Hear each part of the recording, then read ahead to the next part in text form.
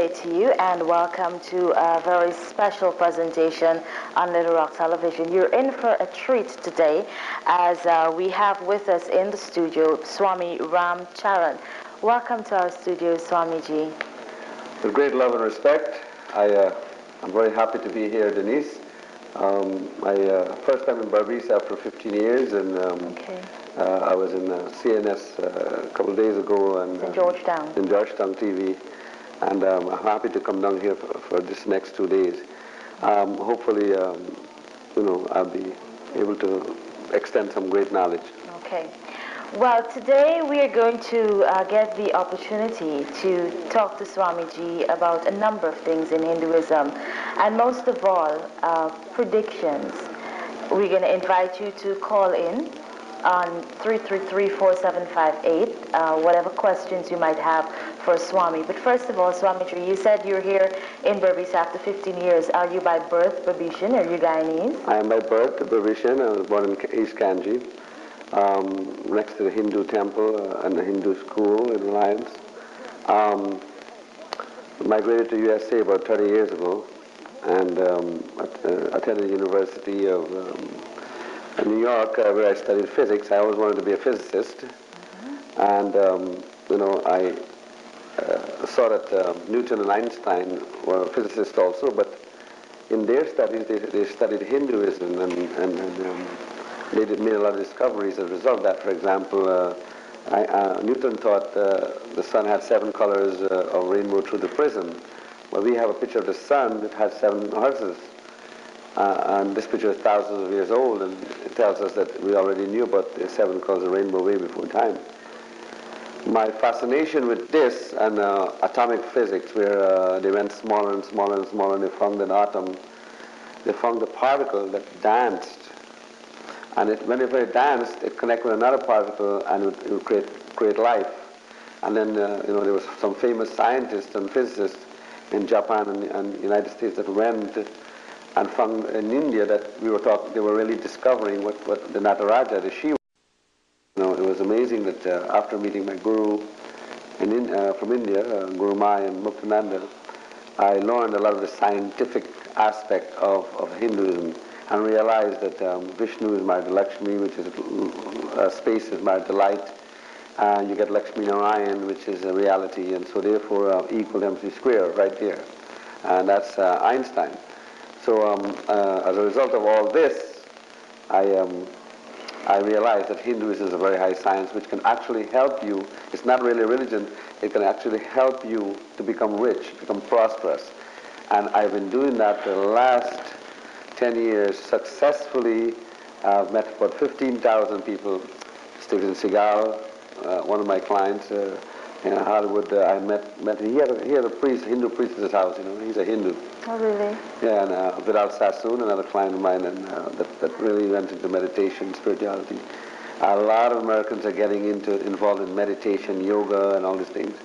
So this is the kind of Hinduism that we need to have back in Guyana, which is lost, Denise.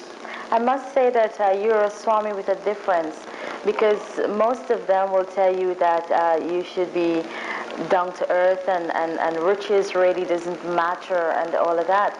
But here you are saying that you use Hinduism to become wealthy.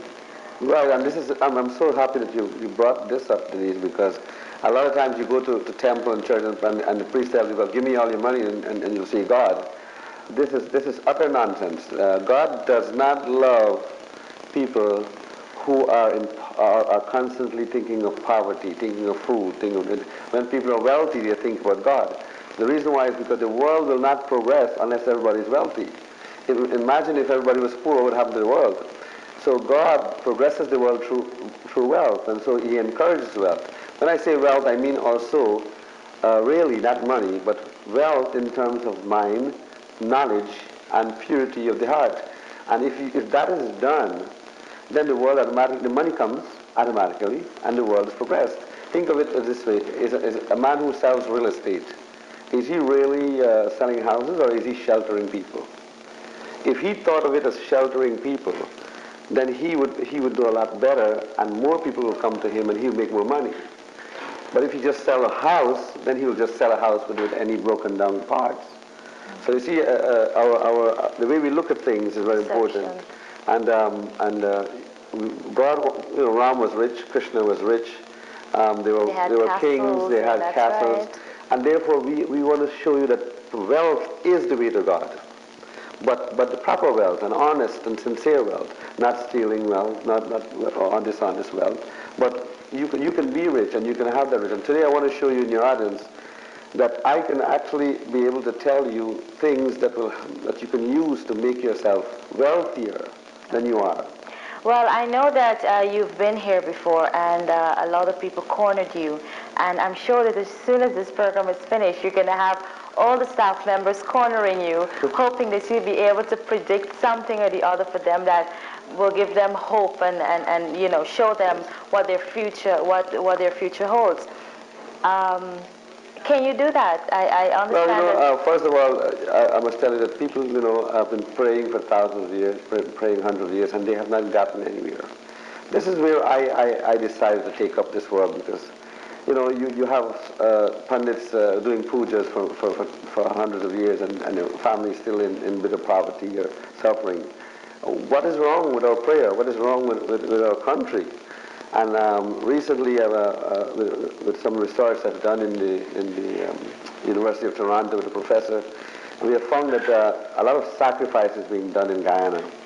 And Guyana has become the land of the dead, so to speak. And that is why our country is down today. And if we have people in the government calling themselves atheists, not believing in God, how can they make our country prosperous? How can they receive blessing for the country? And so what we need is we need to realize that there's something wrong with our spiritual part of Guyana. We've already looked at the physical part. Guyana has resources, it has gold, it has silver, it has diamonds, everything. It has all the resources, the sugar in the box and everything. But what is wrong with our country? It's not going up. And therefore you have to look at the country in a spiritual way. And too many sacrifices are being done. Chickens are being sacrificed to God, but God never asked for the chicken. And goats are being sacrificed, and pigs are being sacrificed.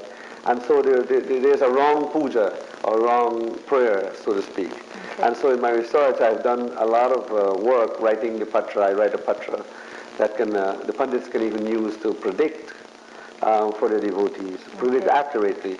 Your house, and in answer to your last question, your house can affect you.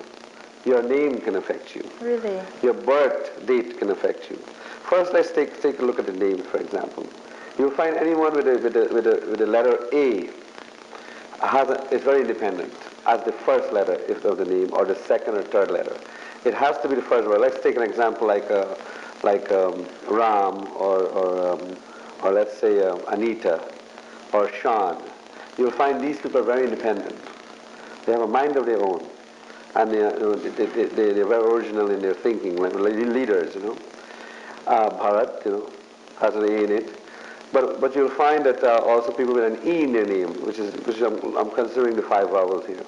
But E tells me the person likes shopping, like for example Geeta and Jennifer and all these things. Denise, people who like shopping and people who like to have expensive things in their home and everything. Oh, right. So true. That fits was Denise. And then you'll find that people who have an O in their name, which is the vowel O, like Rohan or Mohan or things like that, you'll find that they are very secretive. They keep a lot of things in their mind. They don't speak out very easily what they think. Okay. And then the letter I indicates. I is usually one of the worst letters of the vowels to have in your name, because what happens is that people with I tend to struggle in life. For example, Indira, or with the Indy, or Richard, or a name with an I in it as the first, second, and third vowel. You'll find these people struggled in life. They always have a high temper, and they always think they're right, and so that stops them from accepting new knowledge. So it's a lot of things involved. Well.